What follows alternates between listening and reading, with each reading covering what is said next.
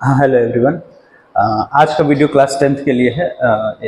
एक स्टूडेंट ने स्पेशली बोला इसके लिए, तो ये वीडियो हम लोग आज क्लास 10th के लिए कर रहे हैं। चैप्टर हेरिडिटी है, ठीक है। तो हेरिडिटी का मतलब क्या होता है? सबसे पहली चीज़, हेरिडिटी क्या है? एक प्रोसेस जिसके थ्रू कुछ कैरेक्टर्स, या आप बोल सकते हैं जिसको हम लोग ट्रेड्स भी वर्ड यूज किया गया है हम लोग की बुक में, कि कैरेक्टर्स एक जनरेशन से यानी कि पेरेंट जनरेशन से ऑफस्प्रिंग यानी कि नेक्स्ट जनरेशन में जाते हैं। तो इस प्रोसेस को हम लोग बोलते हैं क्या? ये प्रोसेस कहलाती है हेरिडिटी, ठीक है। ये प्रोसेस कहलाती है हेरिडिटी। तो बात यह आती है कि क्या हर एक कैरेक्टर ट्रांसफर होगा नेक्स्ट जनरेशन में?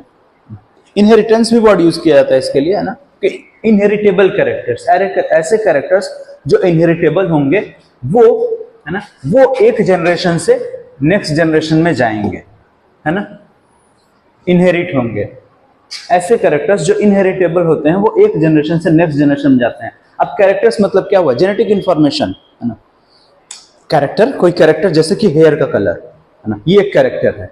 तो किसी के हेयर का कलर ब्लैक होता है, किसी का ब्राउन, ब्लॉन्ड्स, अलग अलग कलर के हेयर पाए जाते हैं। जैसे अपने यहाँ ब्लैक और ब्राउन ज्यादा पाया था। आई का कलर, है ना, आई का colour black, brown, blue, green, है ना। स्किन का कलर, ये सब क्या है? टालनेस, लेंथ कैसी है, फिजिक कैसी है, ये सब क्या चीजें हैं? ये कैरेक्टर्स हैं।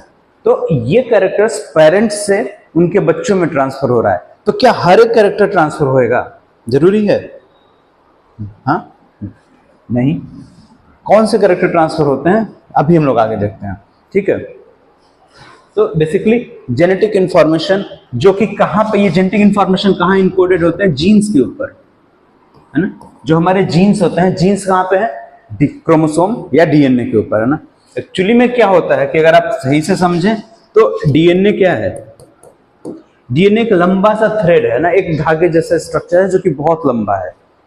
अप्रोक्सीमेटली 2.2 मीटर लेंथ होती है एक डीएनए की। ये डीएनए कंडेंस होता है, बनाता है क्रोमोसोम, ठीक है। और इसी क्रोमोसोम के ऊपर हम लोग बोलते हैं क्या? कि जीन्स सिचुएटेड होते हैं। एक्चुअली में जीन्स क्या है?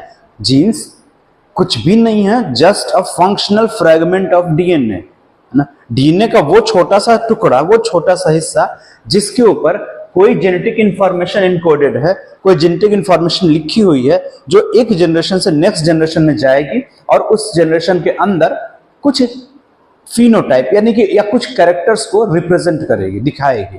तो उसको हम लोग बोलते हैं क्या? कि कोई कैरेक्टर का इनहेरिटेंस हुआ है। यहां पर बात आई हेरिडिटी हो गई हुई, ठीक है ना। तो एक बार किसी पेरेंट्स से, अब पेरेंट्स का मतलब क्या हुआ? माता और पिता, दो लोग हुए, है ना, एक फादर मदर।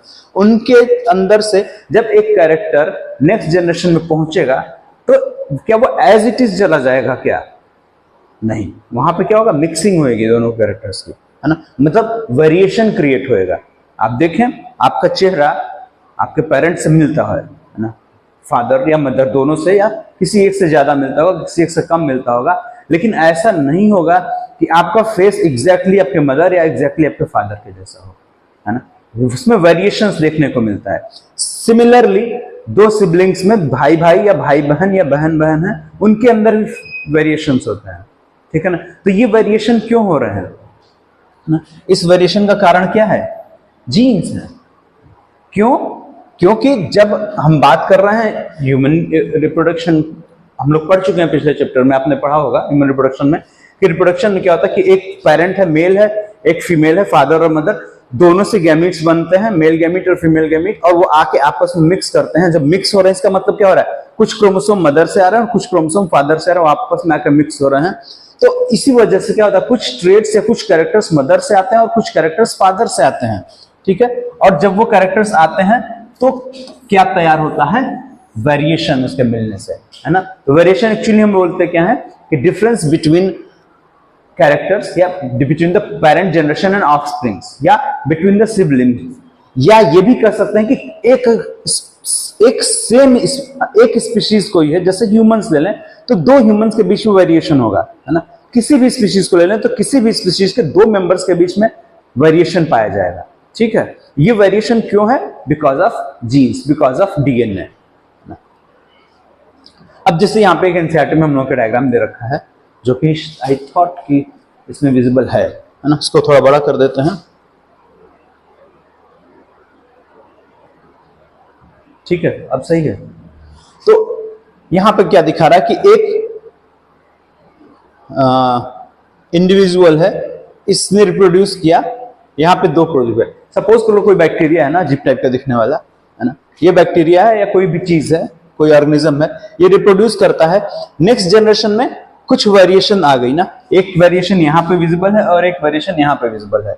ये फिर रिप्रोड्यूस किया, इसमें फिर वेरिएशन हो गया, एक वेरिएशन यहां विजिबल है और एक वेरिएशन यहां विजिबल है, और इसमें नेक्स्ट जनरेशन में कोई वेरिएशन, एक में वेरिएशन दिखा रहा है और एक में कोई वेरिएशन नहीं हुआ। ठीक है, तो इसका मतलब क्या है कि जब भी रिप्रोडक्शन होगा, during the process of reproduction, जब गैमीट एक जनरेशन से नेक्स्ट जनरेशन में ट्रांसफर हो रहा है, वहां पे पॉसिबिलिटी है किस चीज की, वेरिएशन होने की। ठीक है ना। तो अब बात आ रही है यहां पे कि कौन से ट्रेड्स जो हैं इनहेरिटेबल हैं, ऐसे कौन से ट्रेड्स हैं जो इनहेरिट होते हैं एक जनरेशन से दूसरी जनरेशन में, और कौन से ट्रेड इनहेरिट नहीं होंगे। ठीक है, सारे नहीं हो सकते हैं ना। अब सोचो ऐसे कैरेक्टर्स जो एक्वायर्ड हैं, है ना, जैसे एक बॉडी बिल्डर, एक पर्सन कोई एक्सरसाइज करके बॉडी बिल्ड करता है ना, बहुत अच्छा बॉडी बिल्डर है, क्या वो उसका बच्चा बॉडी बिल्डर पैदा होगा? नहीं ना। एक डायग्राम हम लोग की बुक में दे रखा है, ईयर लोब को रिप्रेजेंट किया गया, दो तरीके के ईयर लोब्स है, एक फ्री और एक अटैच्ड। ये एक्वायर्ड चीज, ये इनहेरिटेबल है ना, ये इनहेरिट होगा एक जनरेशन से नेक्स्ट जनरेशन में। ठीक है, आईज का कलर, हेयर का कलर, आपका बॉडी शेप, आपके पर्टिकुलर कोई जैसे फिंगर्स का टाइप है ना, टाइप ऑफ फिंगर्स, ये अलग अलग सबके अंदर पैटर्न होता है। तो ये चीजें क्या हैं? ये वो चीजें हैं जो आपके जेनेटिक मटेरियल से रिलेटेड है, जेनेटिक मटेरियल पे इफेक्ट कर रही है ना। तो कौन से कैरेक्टर इनहेरिट होते हैं? वो कैरेक्टर्स, ओनली दोस ट्रेट्स और characters are inherited which can affect the genetic material.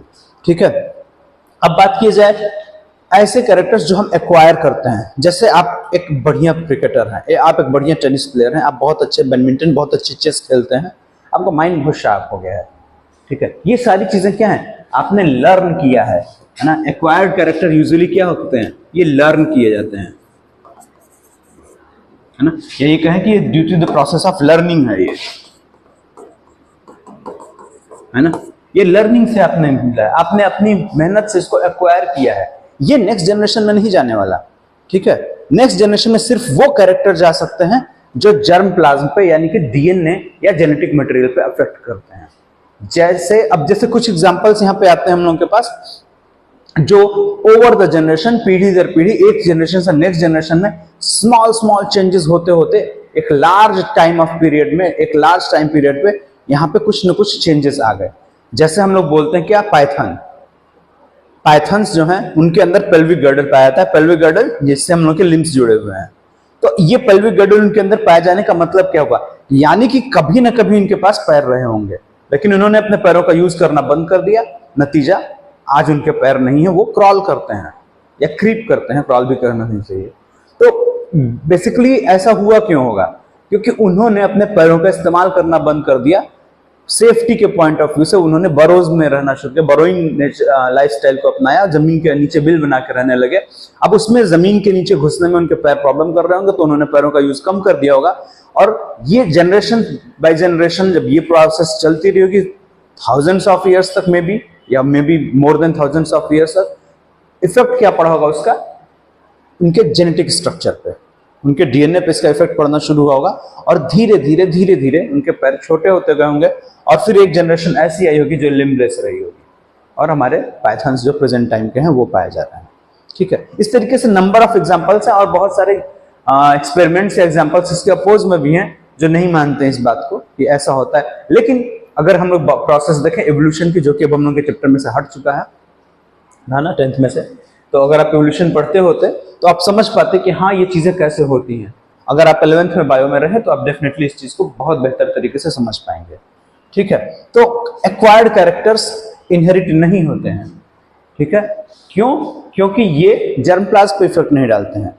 अगर जर्म प्लाज्म पे इफेक्ट कर सकते होते या अगर कोई ऐसा एक्वायर्ड कैरेक्टर है जो आपके डीएनए को अफेक्ट कर रहा है और जनरेशन बाय जनरेशन वो ये चीजें इनहेरिट होती चली जा रही हैं, तो एक लंबे समय के बाद हो सकता है कि वो ट्रेट में कुछ वेरिएशन आ जाए, है ना, एक नई स्पीशीज क्रिएट हो जाए।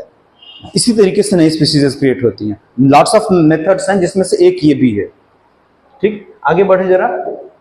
अब बात आती है क्या कि वेरिएशन या इनहेरिटेंस, इन सब चीजों के ऊपर काम बहुत सारे लोगों ने किया, है ना। ऐसा नहीं मेंडल पहले रहे होंगे जिन्होंने इस पे काम किया, मेंडल के पहले भी बहुत सारे लोगों ने काम किया, लेकिन जो सक्सेस मेंडल को मिली वो किसी को नहीं। ठीक है, मेंडल ने बहुत ही सक्सेसफुली काम किया। तो ग्रेगर जॉर्ज मेंडल के बारे में अगर देखा जाए, जो बुक में हम लोग देखा, 1822 में पैदा हुए थे, 1884 में डेथ हो गई इनकी। ठीक है, तो इस टाइम पीरियड में ये ऑस्ट्रिया में पैदा हुए थे, ठीक है ना। और ये पढ़ने के, ये एक मॉन्टेसरी में पढ़ाई की इन्होंने मैथमेटिक्स से। मैथमेटिशियन थे बेसिकली, ये मैथमेटिशियन थे, लेकिन प्रीस्ट एक जगह पे रहे ये पढ़ाई वढ़ाई के बाद, और वहीं पे इन्होंने पी प्लांट्स को ग्रो कराना शुरू किया और ऑब्जर्व किया इन्होंने कि यार कुछ पौधे लंबे हैं और कुछ छोटे हैं, मतलब कुछ बड़े और कुछ छोटे, इंटरमीडिएट साइज का कोई नहीं दिखा इनको। तो फिर इनको थोड़ा सा क्लिक किया कि यार ये क्या चीज है, और फिर इन्होंने उसके ऊपर काम करना शुरू किया और अपनी मैथमेटिकल नॉलेज का उसमें इस्तेमाल किया, मैथमेटिकल टूल्स का इस्तेमाल किया, जिससे एक बड़ा रीजन रहा इनके सक्सेस मिलने का, क्योंकि इनके डाटा फ्लॉलेस रहे, डाटा कलेक्शन जो था इनका बहुत बेहतर तरीके से किया इन्होंने, और उसको रिकॉर्ड बहुत बढ़िया मेंटेन किया, जिसकी वजह से इनकी स्टडी फ्लॉलेस एक तरीके से रही। लेकिन यही प्रॉब्लम, यही मैथमेटिकल यूज या मैथमेटिकल टूल्स का यूज या बायोस्टैटिस्टिकल टूल्स का यूज इनके लिए प्रॉब्लम भी रहा कि लोगों ने इनको कंसीडर नहीं किया, इनको माना नहीं इनकी बात को, क्योंकि इनके टाइम में जिस समय ये थे उस समय बायो के अंदर या बायोलॉजिकल स्टडीज के अंदर मैथ्स का यूज बिल्कुल नहीं होता था। तो ये फर्स्ट टाइम इन्होंने किया था और एक बड़ा रीजन रहा इनको डिस्कार्ड किया गया। प्लस साथ में उस वक्त एक बहुत बड़ा नाम था बायोलॉजी की फील्ड में या नेचुरल साइंस की फील्ड में, डार्विन। डार्विन साइलेंट थे इस मामले पे, है ना, इस मामले पे, यानी कि इनहेरिटेंस के मामले पे डार्विन एकदम साइलेंट थे, इन्होंने कुछ भी नहीं बोला। बाद में इन्होंने एक अपना थ्योरी ऑफ पैनजेनेसिस दी, जो कि अलग रही, बिल्कुल भी अलग रही मेंडल से, हालांकि बाद में वो डिस्कार्ड कर दी गई, लेकिन एट द टाइम मेंडल को ना, मेंडल के बारे में या मेंडल के वर्क के बारे में डार्विन ने कुछ भी नहीं बोला, और इसका भी एक बड़ा ड्रॉबैक रहा कि मेंडल की बात को नहीं सुना गया या नहीं माना गया ज्यादा, है ना। 7 साल तक मेंडल ने वर्क किया और उसके बाद इनकी डेथ हो गई। मेंडल की डेथ तक इनको कोई रिकॉग्निशन नहीं मिली थी। आफ्टर हिज डेथ अप्रोक्सीमेटली 1900 में, है ना, 1900 में कुछ साइंटिस्ट आए, 3 साइंटिस्ट थे जिनके नाम आप आगे थे, ह्यूगो डे व्रिज, कार्ल कोरेंस और वान टेशरमार्क। इन तीनों ने इनके वर्क को इंडिपेंडेंटली वर्कआउट किया फिर से, और देखा कि नहीं, मेंडल ने जो बताया था वो परफेक्टली फाइन था और उसमें कोई कमी नहीं थी। हालांकि बाद में मेंडल के वर्क जो मेंडल ने किया उसमें कुछ एक्सेप्शंस भी मिले, जिसको हम हायर क्लासेस में आके पढ़ेंगे। तो एक्चुअली में मेंडल ने किया क्या था काम, इसको जरा देखा जाए।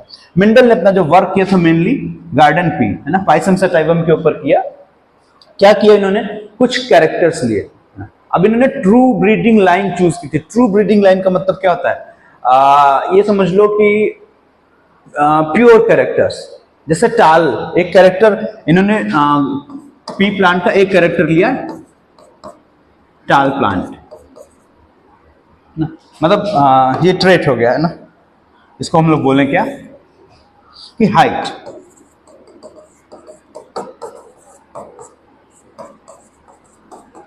हाइट एक कैरेक्टर लिया, तो इस कैरेक्टर में इन्होंने देखा क्या कि यहाँ पे इस कैरेक्टर के 2 फॉर्म्स हैं, या कहे जो वर्ड इन्होंने यूज किया ट्रेट, जिसके 2 एलील्स हैं, है ना।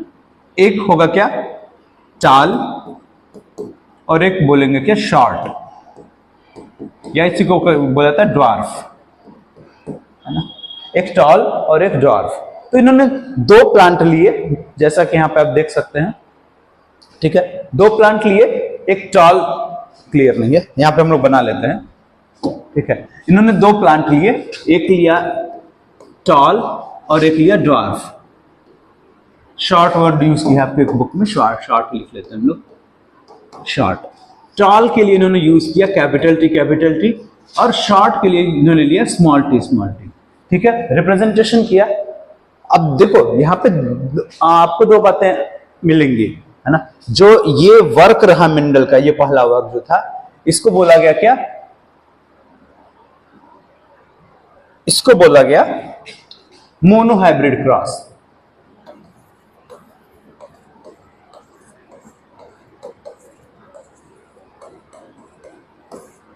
मोनोहाइब्रिड क्रॉस का मतलब क्या, एक कैरेक्टर को, एक ट्रेट को लेकर काम किया उन्होंने। कौन सा ट्रेट, टॉलनेस या हाइट ऑफ द प्लांट या स्टेम, जिसमें दो ट्रेट्स रहे, है ना, जिसमें दो ट्रेट्स, एक टॉल और एक शॉर्ट। ये जो कैरेक्टर था ये क्या था, डोमिनेंट, है ना। ये क्या है, ये डोमिनेंट कैरेक्टर है, यानी कि कैपिटल टी ट्रेट जो है या एलील जो है, कैपिटल टी एलील जो है वो एक डोमिनेंट एलील है, और स्मॉल टी जो है क्या, ये रिसेसिव, ठीक है। तो अब ये जो लिया इन्होंने क्या, ये हुआ, ये कहलाएगी क्या, पेरेंट जनरेशन। ये हो गया जो, ये है क्या, पेरेंट जनरेशन।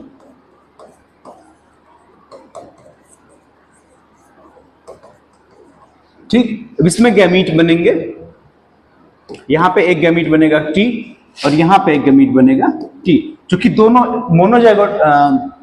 मोनोहाइब्रिड प्रोसेस एक ही टाइप का है, दोनों एलील्स, तो मतलब दो ट्रेड्स हैं इनके एलील्स, जो दोनों एलील्स एक ही टाइप के हैं, तो यहां पे एक ही गैमीट बनेगा, ये बने क्या, गैमीट्स, ठीक। अब ये गैमीट जब फ्यूज करेंगे तो बनेगा क्या, एक जाइगोट, जाइगोट डेवलप करेगा एम्ब्रियो, एम्ब्रियो डेवलप करेगा प्लांट बनाएगा, ठीक है। तो ये प्लांट जो बनेगा, ये जो जनरेशन आएगी, इसको बोलते हैं क्या, F1 generation. F1 stands for first filial, first filial generation, ठीक है। अब ये फर्स्ट फाइलियल जनरेशन जो आई, इसको देखा मेंडल ने कि ये क्या है, ये सारे के सारे टॉल आए, है ना भाई। इन्होंने एक टॉल प्लांट लिया, एक ड्वार्फ प्लांट लिया या शॉर्ट लिया, लेकिन देखा क्या, F1 जनरेशन क्या है, सभी के सभी टॉल हैं, ठीक है, सभी के सभी टॉल हैं। तो यहां पे इसे इन्होंने एक लॉ फाइंड आउट, एक्चुअली इन्होंने लॉ नहीं दिया था, लॉज बाद में बनाया गया, इन्होंने ऑब्जर्वेशन देखी थी। इन्होंने क्या ऑब्जर्व किया कि एक कैरेक्टर जिसको डोमिनेंट माना बताया इन्होंने, वो दूसरे रिसेसिव कैरेक्टर को मास्क कर दे रहा है, छुपा दे रहा है, ठीक है ना, यानी कि ये इसके ऊपर डोमिनेंट है। तो आया क्या, मेंडल का first law, law of dominance, law of dominance, है ना। लॉ ऑफ डोमिनेंस क्या बोलता है कि किसी ट्रेट या किसी कैरेक्टर के दो ट्रेट्स होंगे, है ना, किसी कैरेक्टर के दो ट्रेट्स हो सकते हैं, एक मतलब दो, ठीक है, दो से ज्यादा हो सकते हैं। जैसे हम लोग की आई का कलर ले लें, तो आपकी आई का कलर एक कैरेक्टर जिसके कई ट्रेट्स हैं, है ना, स्किन का कलर है जिसके कई ट्रेट्स हैं। तो अगर एक कैरेक्टर के लिए दो ट्रेट्स हैं, जो कि टॉल और एक शॉर्ट है या डॉर्फ है, तो अब टॉल के जो एलील्स होंगे, टॉल के लिए जो एलील हैं वो दो तरीके से हो सकते हैं। यानी कि अगर हम बात कर रहे हैं यहाँ पे टॉल प्लांट है, तो इसके दो एलील होंगे, कैपिटल टी हो सकता है, ठीक है, जिसको बोला गया क्या, होमोजाइगस कंडीशन, और एक हो सकता है कैपिटल टी और स्मॉल टी, ये कहा गया हेटेरोजाइगस कंडीशन, है ना। अब देखो अंतर क्या है इन दोनों में, दोनों टॉल प्लांट हैं, ये भी टॉल है और ये भी टॉल है, ठीक है, लेकिन ये वाला क्या है, ये होमोजाइगस है या बोले प्योर टॉल है, जबकि ये कैसा है, ये हाइब्रिड है, ये हाइब्रिड टॉल है, या फिर इसी को एक वर्ड यूज किया जाता है, हेटेरोजाइगस, हेटेरोजाइगस टॉल, और ये बोलते हैं क्या, होमोजाइगस, प्योर टॉल या होमोजाइगस,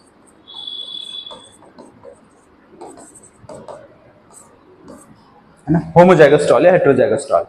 तो लॉ ऑफ डोमिनेंस में मेंडल ने क्या बताया कि जब डोमिनेंट एलील और रिसेसिव एलील एक साथ आएंगे, तो जो डोमिनेंट एलील है वो रिसेसिव एलील को मास्क कर देगा, वो खुद को एक्सप्रेस करेगा, रिसेसिव कैरेक्टर खुद को एक्सप्रेस नहीं कर पाएगा, लेकिन वो खत्म नहीं होगा, वो वहीं रहेगा, वो छुपा हुआ होगा, हम लोग देखेंगे कि नेक्स्ट जनरेशन में वो फिर से विजिबल हो जाता है।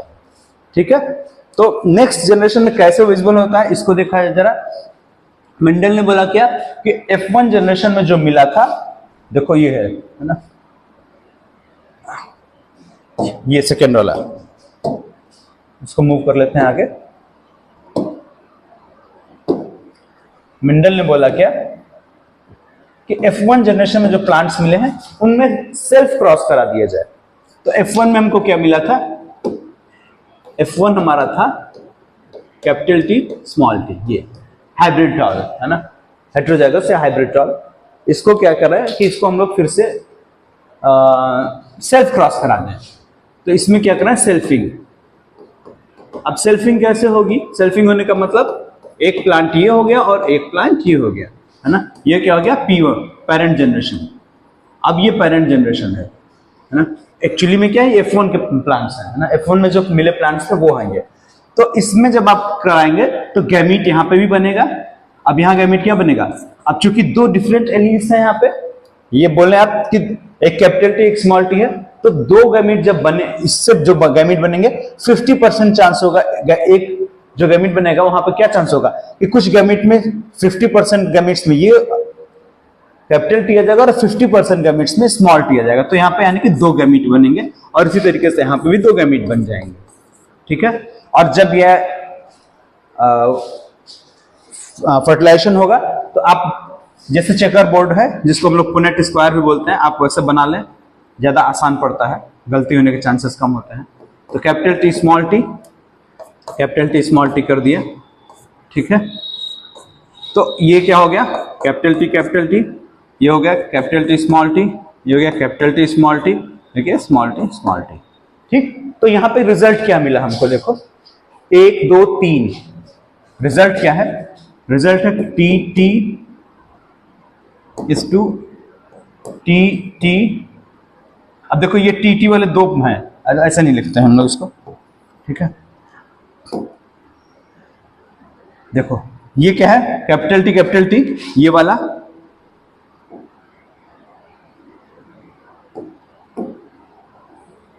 ये देखो ये क्या है, प्योर टॉल, ये दोनों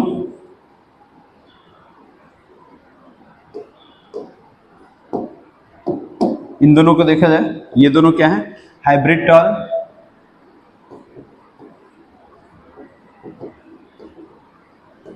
और सबसे लास्ट वाला जो है हम लोगों का ये ड्वार्फ या शॉर्ट।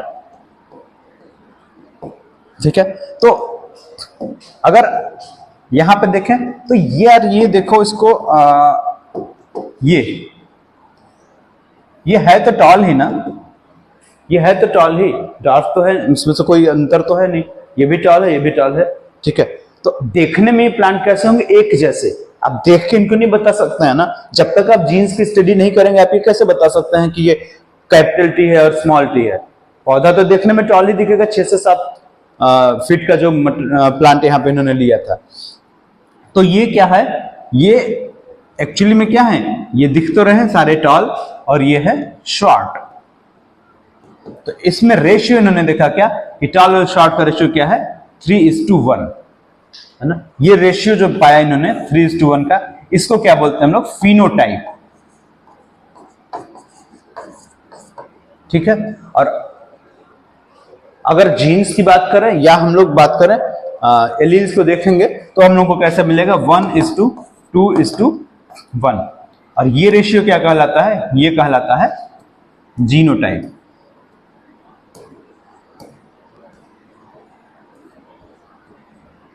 ठीक है, तो फिनोटाइप और जीनोटाइप ये दो चीजें आती है। फिनोटाइप क्या होता है, फिजिकल रिप्रेजेंटेशन, कैसा दिख रहा है प्लांट, है ना, एग्जैक्टली कैसा दिख रहा है, टॉल या शॉर्ट। तो 3 पौधे टॉल दिख रहे हैं, 1 पौधा शॉर्ट दिख रहा है ना। अब 3 का मतलब ये रेशियो है, ऐसा थोड़ी कि 3 पौधे बने थे ना, ये 3:1 का रेशियो है। और अगर जीनोटाइप की बात करें तो 1:2:1 के रेशियो में है। ठीक है, तो ये रहा क्या, मोनोहाइब्रिड क्रॉस, जिससे मेंडल का हम लोग को दो लॉज क्लियर हुए यहाँ पे। पहला क्या, लॉ ऑफ डोमिनेंस, और दूसरा लॉ जो यहाँ पे क्लियर हो रहा है, जब गैमीट बन रहा है ना, यहाँ पे जब गैमीट्स बन रहे हैं तो एक चीज क्लियर हो रही है, क्या,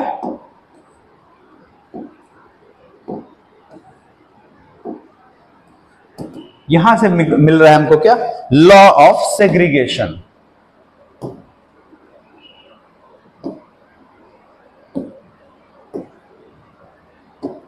यहां से हम लोगों को क्या मिल रहा है, यहां से मिल रहा है सेकंड, मेंडल का सेकंड लॉ, लॉ ऑफ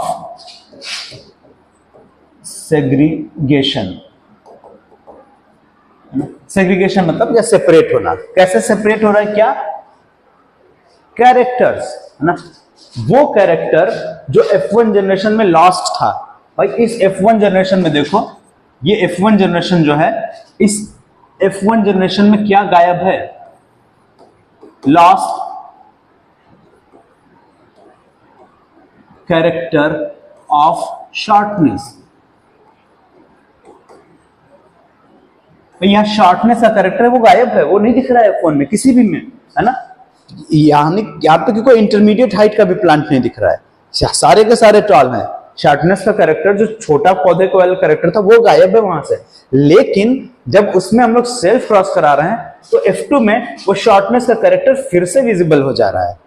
ठीक है, तो ये बात क्या रिप्रेजेंट कर रही है कि जो गैमीट्स, जो कैरेक्टर्स हैं, जो ट्रेट्स हैं, वो क्या होते हैं, जब F2 जनरेशन में गैमीट बन रहे हैं तो फिर से वो सेग्रीगेट हो जा रहे हैं। ठीक है, वो मिक्स नहीं हुए थे, वो छुपे हुए थे वहीं पे। तो गैमीट्स क्या हो रहा है, जब during the gamete formation characters segregate from each other. ठीक है, इसीलिए लॉ ऑफ सेग्रीगेशन को law of purity of gametes भी बोलते हैं, है ना। समझ में आ रही बात। भाई जब गैमीट फॉर्मेशन हो रहा है तो दोनों कैरेक्टर्स जो हैं, मतलब एक कैरेक्टर के जो दो ट्रेट्स हैं, कैपिटल टी स्मॉल टी, या टॉलनेस का कैरेक्टर और शॉर्टनेस का कैरेक्टर, वो एक दूसरे से इंडिपेंडेंट हैं, सेपरेट हो जा रहे हैं, अलग अलग हो जा रहे हैं, और फिर वो अलग तरीके से नेक्स्ट जनरेशन में ट्रांसफर हो रहे हैं, एक दूसरे से कोई मतलब रखे बिना। ठीक है, इसके बाद मेंडल ने क्या किया, ये चीज क्लियर है। इसके बाद देखते हैं हम लोग, फिर आया क्या, मेंडल का dihybrid cross. Dihybrid cross में मेंडल ने क्या काम किया, एक सेकंड,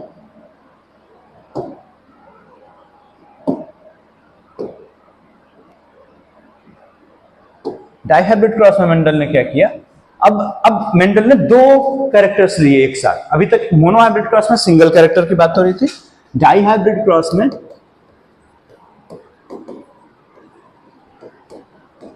डाई हाइब्रिड क्रॉस का मतलब क्या हुआ, डाई हाइब्रिड मतलब टू कैरेक्टर्स।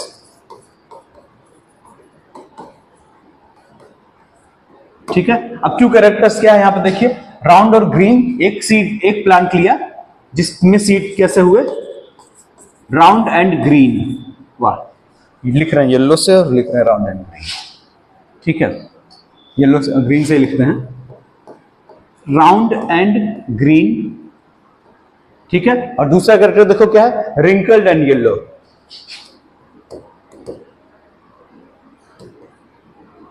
चलो यार क्या कर रहा है, रिंकल्ड,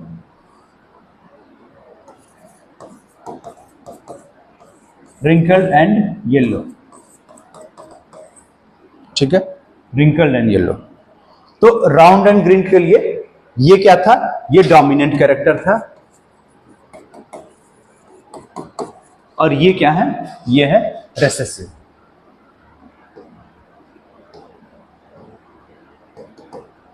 ये है रेसेसिव। ठीक है, तो इसके लिए इन्होंने वर्ड यूज, जो एब्रिवेशन लिया, कैपिटल आर और कैपिटल, अच्छा येलो कलर जो है डोमिनेंट लिया गया है।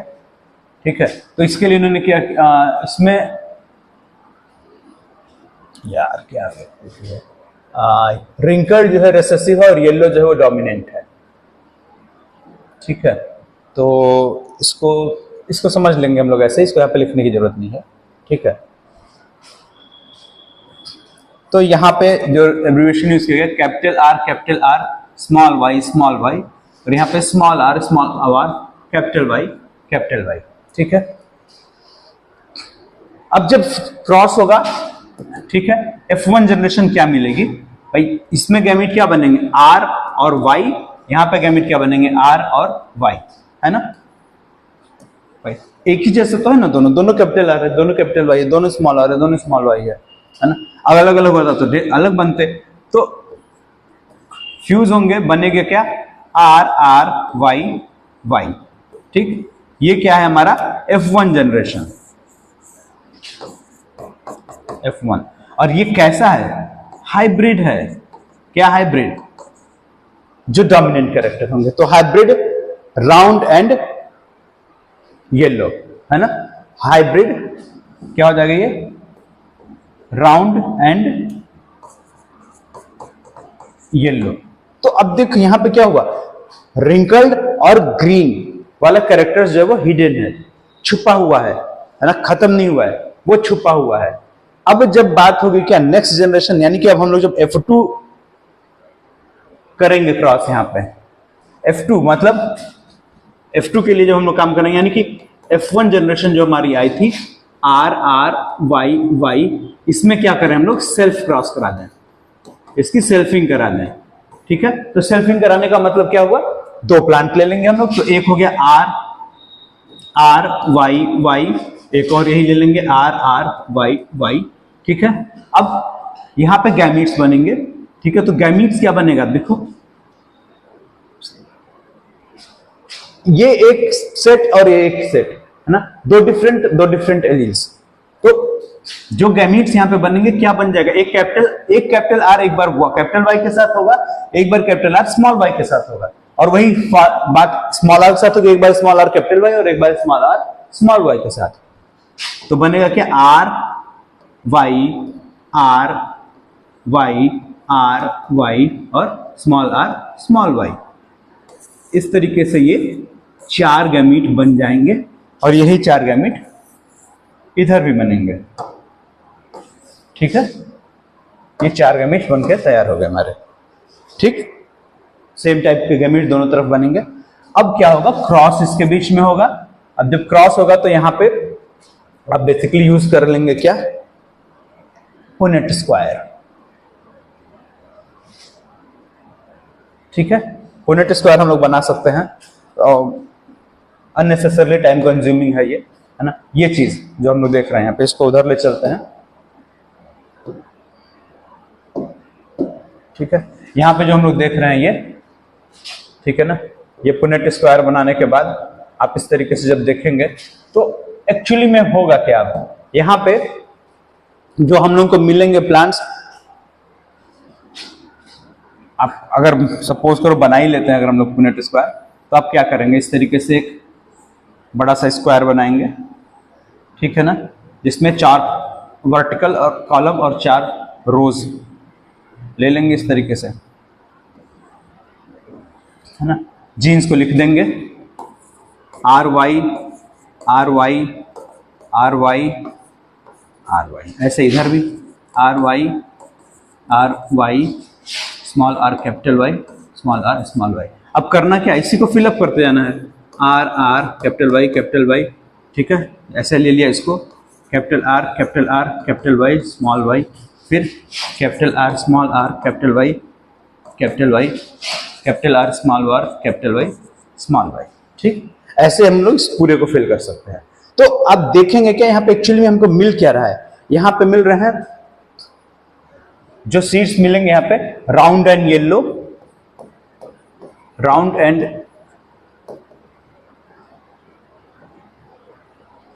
उधर लिखते हैं ना, ये साइड दिखेगा ना सही से, कैमरे में आएंगे नहीं, इधर देखते हैं।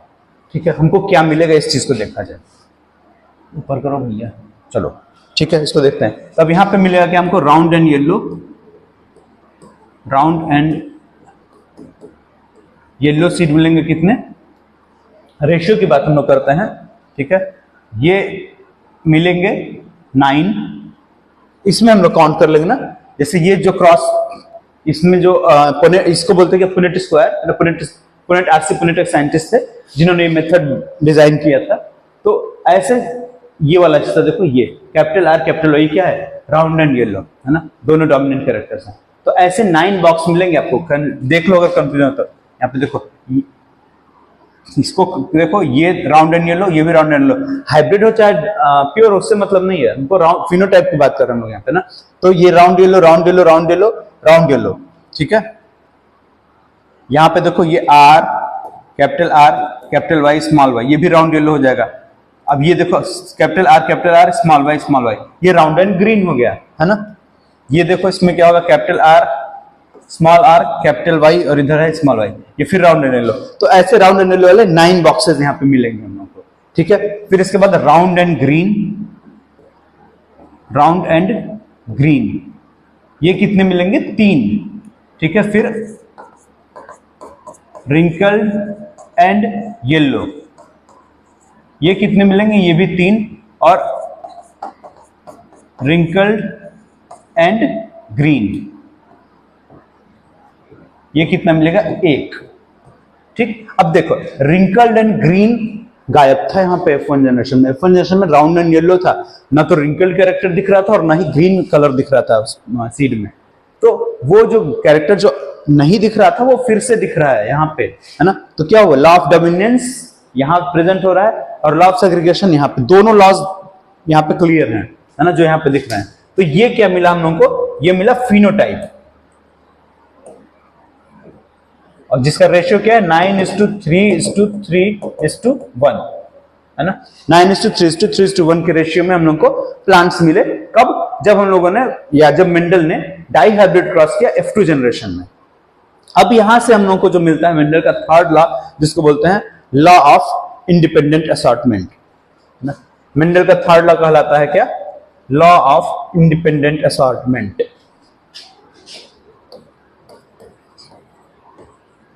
ये एनसीईआरटी में है क्या, एक स्क्रीनशॉट देख लीजिए।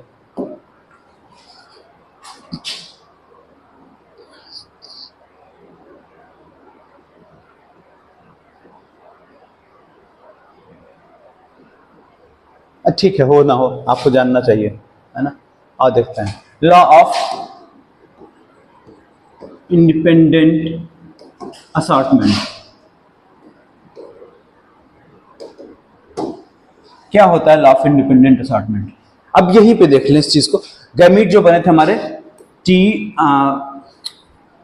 जो RRYY, ये था एक प्लांट, ठीक है, जिसपे गैमीट बन रहे हैं क्या, कैपिटल R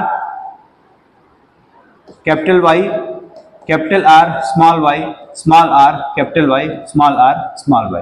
तो यहां पे दो कैरेक्टर्स हैं, एक कैरेक्टर है राउंड शेप और एक कैरेक्टर है रिंकल शेप। मतलब एक शेप का कैरेक्टर है और एक कलर का कैरेक्टर है, दो कैरेक्टर है यहाँ पे। एक शेप राउंड और रिंकल्ड का है और एक कैरेक्टर कलर का है जो येलो और ग्रीन का है। तो दो कैरेक्टर्स हैं यहाँ पे, और दोनों कैरेक्टर्स के जो एलियंस हैं वो इंडिपेंडेंटली डिस्ट्रीब्यूट हो रहे हैं गैमीट में। देखो कैपिटल आर ऐसा नहीं है कि कैपिटल आर कैपिटल वाई के साथ ही जाएगा, जो डोमिनेंट कैरेक्टर है वो रिसेसिव वाले के साथ भी जा रहा है ना। और सिमिलरली रिसेसिव कैरेक्टर जो स्मॉल आर है वो ऐसा नहीं है कि वो केवल और केवल रिसेसिव कैरेक्टर के साथ ही जाएगा, वो यहाँ पे डोमिनेंट के साथ भी जा रहा है। इसका मतलब कि जो कैरेक्टर्स जो ट्रेट्स हैं, जब गैमीट फॉर्मेशन होता है तो उस वक्त वो ट्रेट्स इंडिपेंडेंटली एक दूसरे पे कोई इंफ्लुएंस नहीं डालते हैं, वो एक दूसरे से इंडिपेंडेंटली असॉर्ट होते हैं, डिस्ट्रीब्यूट होते हैं ड्यूरिंग द गैमीट फॉर्मेशन, जिसकी वजह से F2 जनरेशन में वो कैरेक्टर्स खुद को एक्सप्रेस कर पा रहे हैं। इवन जो रेसेसिव कैरेक्टर है वो भी खुद को फिर से एक्सप्रेस कर पा रहा है, ठीक है। तो ये चीज बात रही क्या इनकी लॉ ऑफ इंडिपेंडेंट असॉर्टमेंट के बारे में, ठीक है। तो उम्मीद है मेंडेलियन इनहेरिटेंस आपको समझ में आया होगा। नेक्स्ट इसके बाद लास्ट टॉपिक बचता है हम लोगों का क्या, सेक्स डिटर्मिनेशन।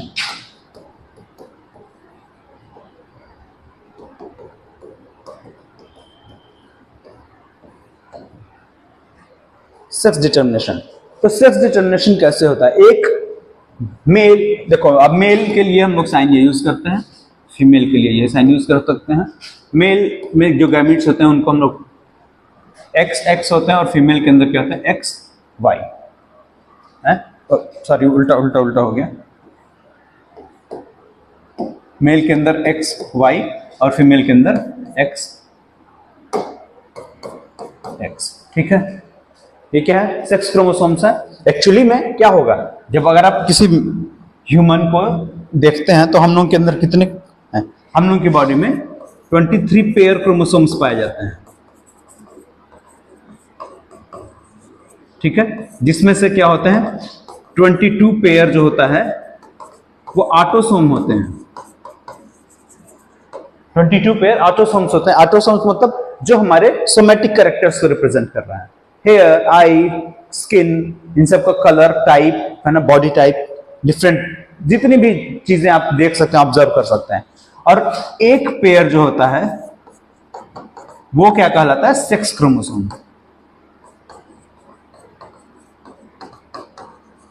है ना, जो क्या हो सकता है, ये एक पेयर क्या होगा, या तो ये एक्स एक्स होगा या तो ये एक्स वाई होगा, डिपेंड करता है कि इंडिविजुअल क्या है, मेल है या फीमेल है। तो एक्स या एक्स और वाई हो गया। अब यहाँ पे ऑटोसोम्स को रिप्रेजेंट करने की जरूरत नहीं, क्योंकि वो तो होंगे इनहेरिट, है ना। जब भी गैमीट बनना होगा तो गैमीट हमेशा मियोसिस से बनता है। जब मियोसिस होती है तो गैमीट्स का नंबर हाफ हो जाता है। अगर हाफ नहीं होगा तो पॉलीप्लॉइडी होने लगेगी ना। जैसे हम लोगों के पास 23 पेयर क्रोमोसोम है, ठीक है। अब जब 23 पेयर यानी कि कितना मतलब हो गया, 23 पेयर का मतलब कितना हुआ, 46 क्रोमोसोम है। तो जब मियोसिस होगी गैमीट बनते समय तो क्या होगा, एक गैमीट में 23 क्रोमोसोम चले जाएंगे, दूसरे गैमीट में भी 23 क्रोमोसोम चले जाएंगे, ठीक। तो 23 क्रोमोसोम हमको अपने फादर से मिलते हैं, 23 क्रोमोसोम मदर से मिलते हैं, वो मिक्स होते हैं और कितना हो जाता है फिर से 46 क्रोमोसोम यानी कि 23 पेयर क्रोमोसोम हो जाता है ना। तो ये कंडीशन क्या कहलाती है, डिप्लॉयड, और ये कंडीशन क्या कहलाती है, हैप्लॉयड, है ना। डिप्लॉयड बोलते हैं कब, जब क्रोमोसोम्स पेयर में होते हैं, है ना। जब क्रोमोसोम्स पेयर में होते हैं उसको बोलते हैं कि डिप्लॉयड कंडीशन, लिखते हैं हम लोग 2n।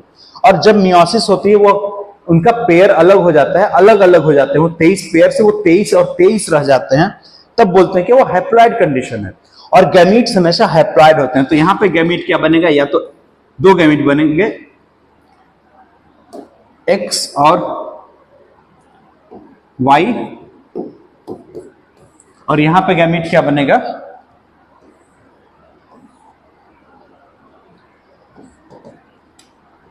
एक्स और एक्स, ठीक है। अब ये मिलेगा तो क्या होगा, इसको देख लेते हैं। तो ये क्या होगा, एक एक्स फादर से आएगा, एक एक्स मदर से आएगा, ठीक है। यहां पे क्या हुआ, फिर से एक एक्स फादर से आया, एक एक्स मदर से आया, ठीक है। इधर एक एक्स मदर से आया, और दूसरा क्रोमोसोम होगा वो क्या होगा, वो वाई क्रोमोसोम होगा। ये एक्स मदर से आया, दूसरा जो आएगा इधर वाई क्रोमोसोम फादर से आ रहा है, ठीक है। तो अब यहाँ पे प्रोबेबिलिटी क्या है, प्रोबेबिलिटी क्या होगी आपकी, कि प्रोबेबिलिटी ये होती है कि 50% प्रोबेबिलिटी होती है कि चाइल्ड जो होगा या जो नेक्स्ट जनरेशन होगी वो मेल होगी, और 50% प्रोबेबिलिटी होती है क्या, फीमेल होगी, है ना। तो जो चाइल्ड बर्थ ले रहा है उस वो मेल होगा या फीमेल होगा, इसकी प्रोबेबिलिटीज 50-50% की होती है, ठीक है। 50-50% की प्रोबेबिलिटी होती है कि होने वाला जो बर्थ हो रही है, चाइल्ड बर्थ होगी, वो मेल होगा ऑफस्प्रिंग, या फीमेल, मतलब मेल होगा या फीमेल होगा, ठीक है। लेकिन हम लोग कंट्रोल नहीं कर सकते इस प्रोसेस को, है ना। ये हमारे विल पे डिपेंड नहीं करता है कि कौन सा गैमीट फ्यूज होएगा, ठीक है। तो बस यहीं पे चैप्टर खत्म होता है, और सिलेबस काफी रिड्यूस कर दिया गया, तो छोटा सा सिलेबस है, अच्छे से पढ़ो इसको, है ना। कोई कंफ्यूजन हो तो आप पूछ सकते हैं फिर से, ओके। सेशन अच्छा लगा हो तो प्लीज लाइक कर दीजिए और सब्सक्राइब करिए चैनल को। थैंक यू, मिलते हैं नेक्स्ट वीडियो।